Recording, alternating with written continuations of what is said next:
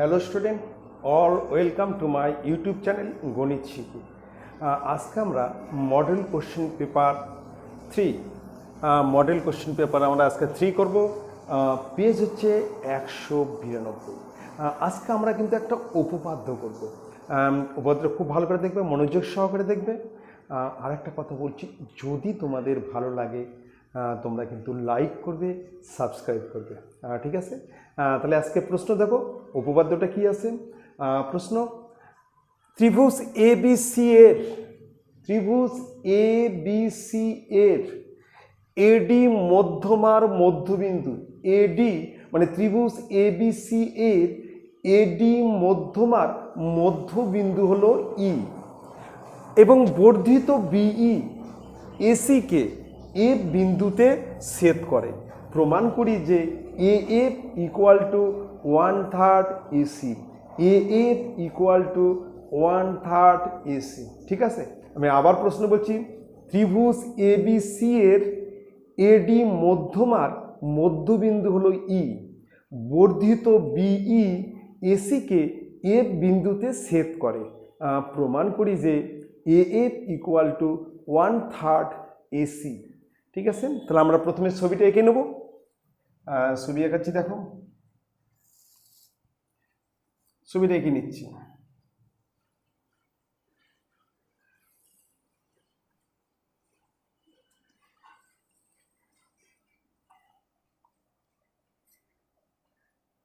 ছবিটা প্রথমে এঁকে নেব।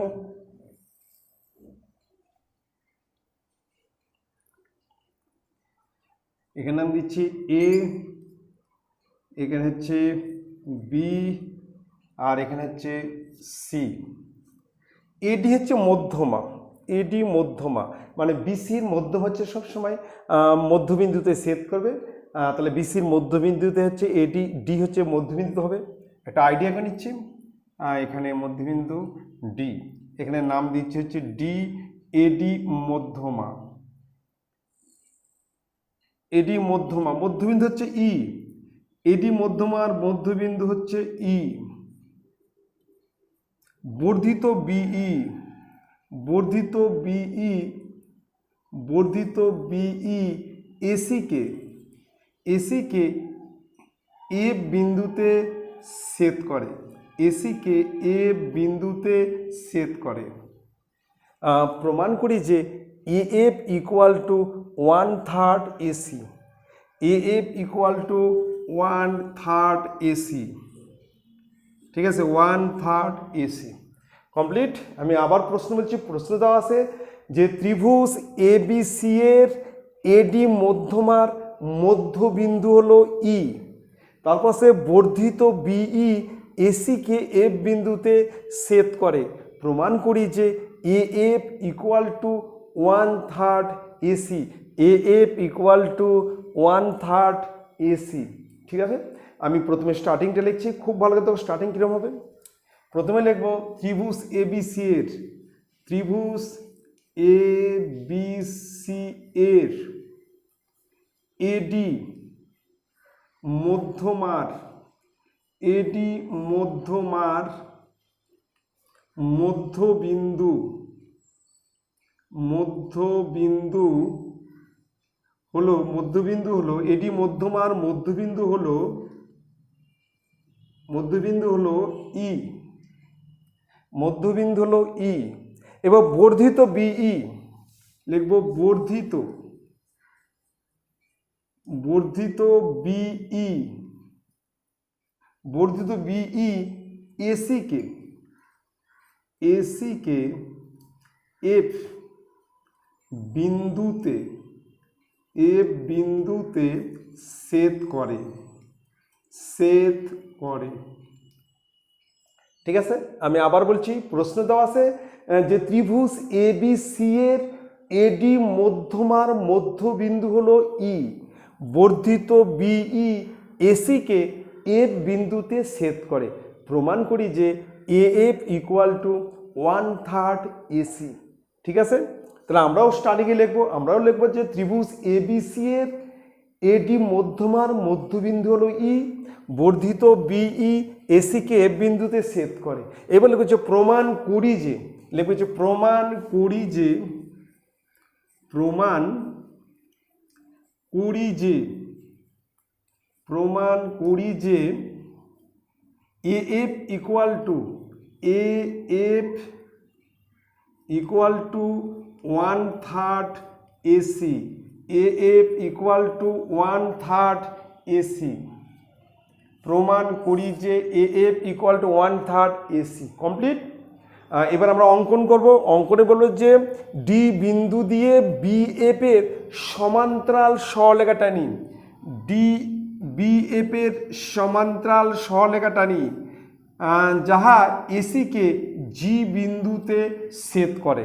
আমি আবার বলছি, ডি বিন্দু দিয়ে BF এর সমান্তরাল সরলরেখা টানি যাহা এসিকে জি বিন্দুতে ছেদ করে। আমি লিখে নিচ্ছি অঙ্কনটা, এটা হচ্ছে অঙ্কন। অঙ্কন লিখবে যে ডি বিন্দু দিয়ে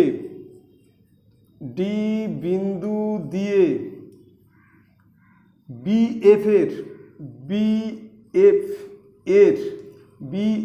এর সমান্তরাল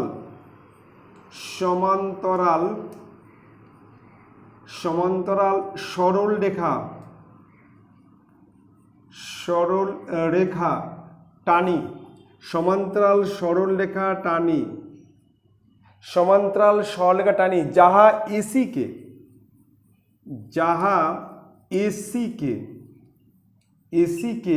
জি বিন্দুতে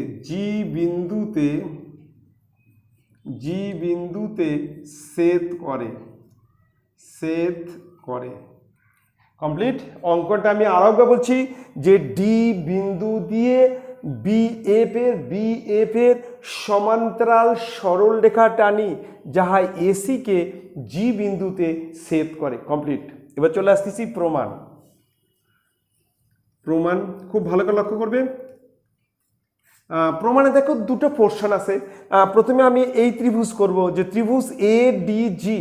আমি কিন্তু প্রথমে ত্রিভুজ ADG করব, তারপর আমি চলে আসবো ত্রিভুজ BCF। এখানে কিন্তু দুটো পোর্শন, এই দুটো পোর্শনটা খুব ভালো করে বুঝলে তুমি প্রমাণটা লিখতে পারবে। প্রথমে আমরা আসবো ত্রিভুজ ADG এর AD বাহুর মধ্যবিন্দু হলো E এবং EF সমান্তরাল DG। আমি আবার বলছি, ত্রিভুজ ADG এর AD বাহুর মধ্যবিন্দু হলো E এবং EF সমান্তরাল DG। অতএব F হলো AG এর মধ্যবিন্দু। আমরা জানি যে ত্রিভুজের কোনো বাহুর মধ্যবিন্দুতে অঙ্কিত দ্বিতীয় বাহুর সমান্তরাল সরলরেখা তৃতীয় বাহুকে সমদ্বিখণ্ডিত করে। সমদ্বিখণ্ডিত মানে সমান দুই ভাগে ভাগ করে। ঠিক আছে। আমি আবার বলছি যে ত্রিভুজের কোনো বাহুর মধ্যবিন্দু দিয়ে সমান্তরাল সরলরেখা মানে দ্বিতীয় বাহুর সমান্তরাল সরলরেখা তৃতীয় বাহুকে সমদ্বিখণ্ডিত করে। এটা কিন্তু একটা সূত্র। তার মানে আমি আবার বলছি যে ত্রিভুজ ADG এর AD বাহুর মধ্যবিন্দু E দিয়ে DG মানে EF এর সমান্তরাল। ঠিক আছে। আবার বলছি ত্রিভুজ ADG এর AD এর মধ্যে E আবার EF সমান্তরাল DG, অতএব F হচ্ছে AG এর মধ্যবিন্দু। ঠিক আছে। তাহলে আমি লিখে নিচ্ছি যে ত্রিভুজ ADG এর AD বাহুর মধ্যবিন্দু হলো E এবং EF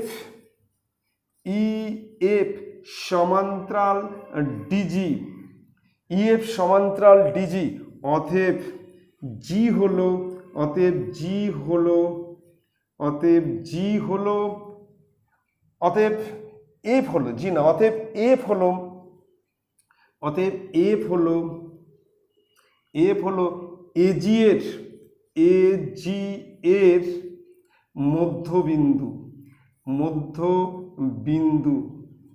ঠিক আছে, মধ্যবিন্দু।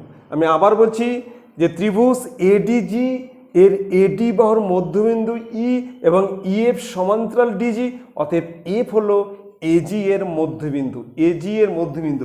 অতএব A F equal to F G, মানে এফ যদি এজি এর মধ্যবিন্দু হয় তাহলে আমরা বলতে পারি যে A F R F G হচ্ছে সমান। ঠিক আছে, আমি আবার এই পয়েন্টে বলছি, আমরা কিন্তু একটা সূত্র জানি যে ত্রিভুজের কোনো বাহুর মধ্যবিন্দু দিয়ে অঙ্কিত দ্বিতীয় বাহুর সমান্তরাল সরলরেখা তৃতীয় বাহুকে সমদ্বিখণ্ডিত করে।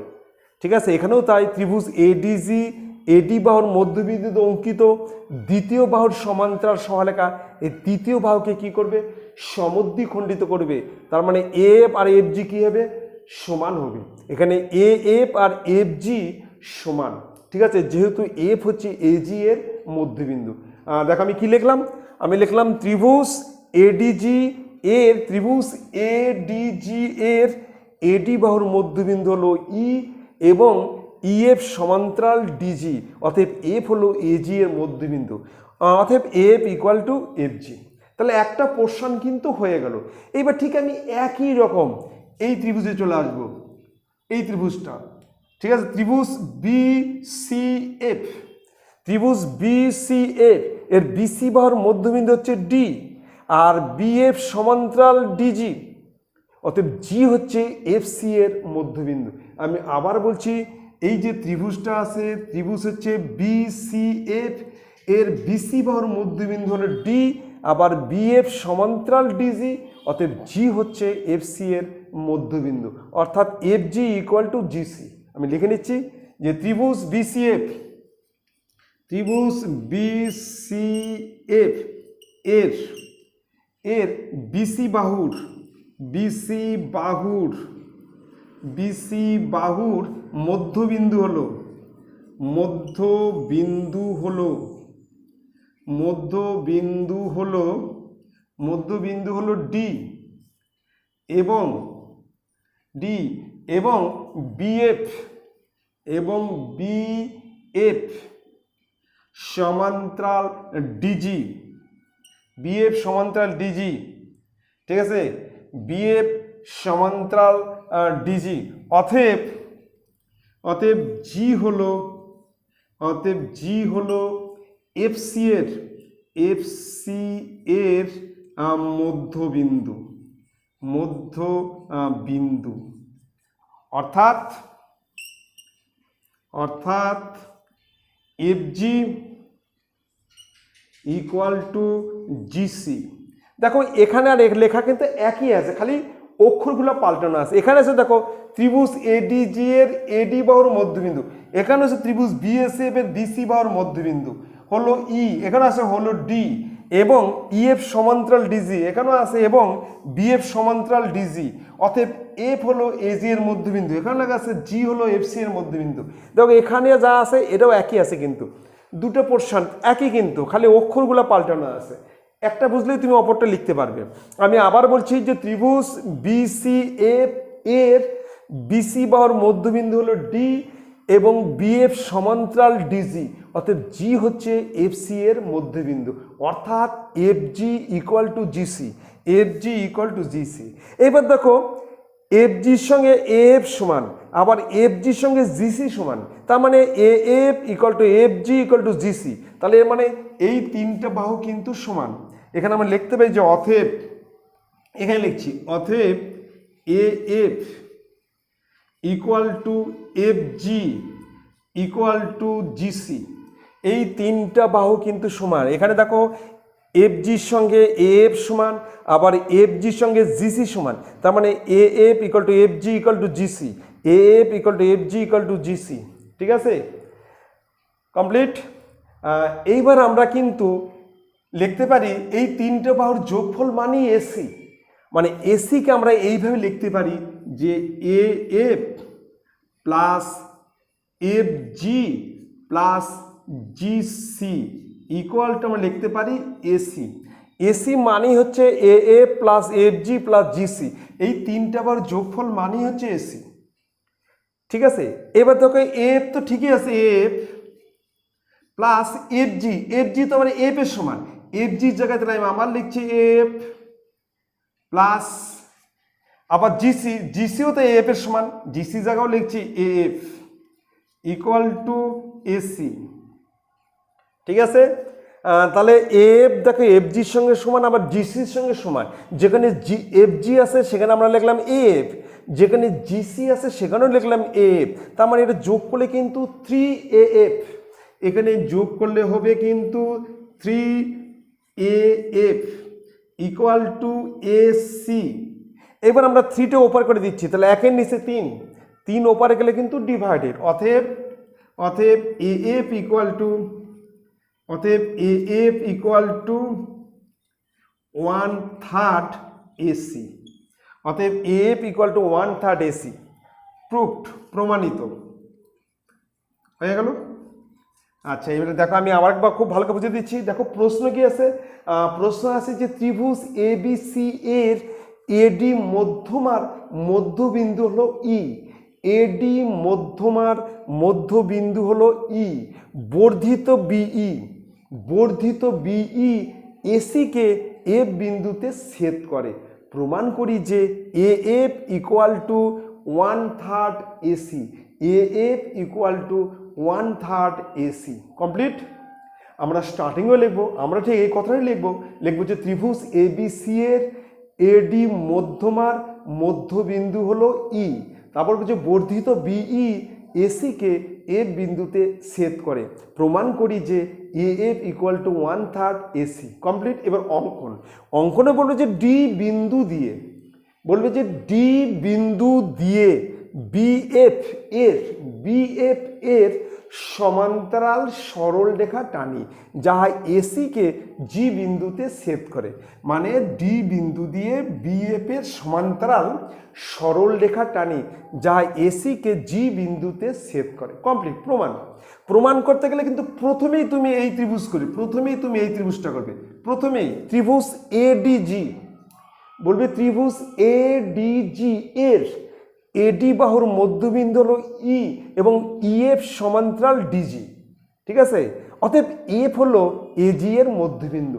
কারণ আমরা জানি যে ত্রিভুজের কোনো বাহুর মধ্যবিন্দু দিয়ে অঙ্কিত দ্বিতীয় বাহুর সমান্তরাল সরলরেখা তৃতীয় বাহুকে সমদ্বিখণ্ডিত করে। এটা কিন্তু একটা সূত্র।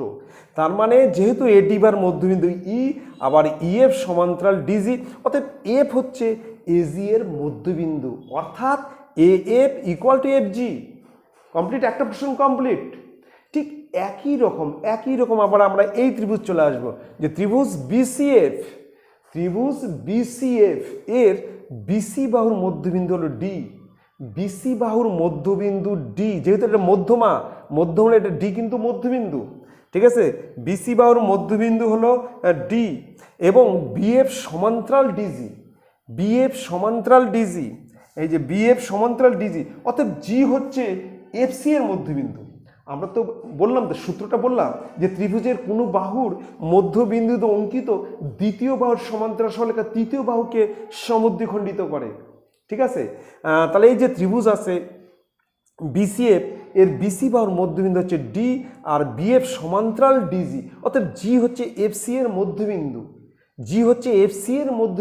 অর্থাৎ F G equal to GC. তার মানে হচ্ছে AF equal to F G equal to GC. এই তিনটা বাহু কিন্তু সমান। AF equal to F G equal to GC, এই তিনটা বাহু সমান। ঠিক আছে, এইবার AF plus F G plus GC, তার মানে হচ্ছে এসি মানে হচ্ছে তিনটা বাহুর যোগফল। ঠিক আছে, এফ তো ঠিকই আছে, এফ জির জায়গায় আমরা কি লিখবো এসি, এফ জির সঙ্গে এফ সমান, তাহলে আমরা এখানে এফ জির জায়গায় লিখছি এফ, আবার জিসির সঙ্গে এফ সমান, জিসির জায়গায় এফ, তার মানে এখানে 3F, এখানে হচ্ছে 3F আর এখানে এসি, অতএব এফ ইকুয়াল টু 1/3 এসি। ঠিক আছে, খুব ভালো করে দেখবে। আরেকবার তোমাদের বলে দিচ্ছি, প্রশ্ন আরেকবার বলছি যে ত্রিভুজের প্রথমে আছে ত্রিভুজ এবিসি এর এডি মধ্যমার মধ্যবিন্দু হলো ই, তারপর বলা আছে যে বর্ধিত বিই এসিকে এফ বিন্দুতে ছেদ করে, প্রমাণ করো যে A F equal to 1/3 AC. খুব ইম্পর্টেন্ট উপপাদ্য, খুব ভালো করে দেখবে। আমি আবার বলছি যে তোমরা কিন্তু প্রথমে অঙ্কনে লিখবে যে ডি বিন্দু দিয়ে, অঙ্কনের মধ্যে ডি বিন্দু দিয়ে বিএফ এর সমান্তরাল সরল রেখা টানি যা এসিকে জি বিন্দুতে ছেদ করে। কমপ্লিট। এবার প্রমাণ করতে গেলে প্রথমে তুমি এই ত্রিভুজটা করবে, প্রথমে এই ত্রিভুজ, ঠিক আছে, প্রথমে এই ত্রিভুজ করবে। এই ত্রিভুজের মধ্যে দেখো এডি বাহুর মধ্যবিন্দু ই, আবার ইএফ সমান্তরাল ডিজি, অতএব এফ হচ্ছে এজি এর মধ্যবিন্দু। আমরা জানি যে ত্রিভুজের কোনো বাহুর মধ্যবিন্দু অঙ্কিত দ্বিতীয় বাহুর সমান্তরাল সরলরেখা তৃতীয় বাহুকে সমদ্বিখণ্ডিত করে, তার মানে A F R F G সমান। ঠিক একই রকম তুমি চলে আসবে এই ত্রিভুজ বিসিএফ, এর বিসি বাহুর মধ্যবিন্দু ডি, আবার বিএফ সমান্তরাল ডিজি, অর্থাৎ জি হচ্ছে এফসি এর মধ্যবিন্দু। একই রকম দুটো পোর্শন কিন্তু একই সিস্টেম লেখা, খালি অক্ষরগুলো পাল্টে গেছে, একই লেখা আছে, একই সব এক আছে। দেখো খালি এখানে অক্ষরগুলো ই, এখানে ডি আছে, এখানে দেখো এডিজি, এখানে বিসিএফ, সবই এক কিন্তু। তাহলে এবার আমরা বলতে পারি যে তাহলে জি হচ্ছে এফসি এর মধ্যবিন্দু, তার মানে F G equal to GC. এখান থেকে আমরা একটা জিনিস পাচ্ছি যে A F equal to F G equal to GC, তার মানে হচ্ছে A F plus F G plus GC equal to AC. এবার এফ তো ঠিকই আছে, তাহলে এফ জির জায়গায় আমরা লিখছি এ এফ, আবার জিসির জায়গাও এফ, এই তিনটা বাহু সমান, এফ জি হচ্ছে এফ এর সমান, আবার জিসি হচ্ছে এফ এর সমান, অতএব 3AF ইকুয়াল টু এসি, অতএব এফ ইকুয়াল টু 1/3 এসি। খুব ইম্পর্টেন্ট উপাদ্য, খুব ভালো করে দেখবে আর খুব ভালো করে লক্ষ্য করবে। আর একটা কথা বলছি, যদি তোমাদের ভালো লাগে তোমরা কিন্তু লাইক করবে, সাবস্ক্রাইব করবে, ঠিক আছে? Thank you, good night.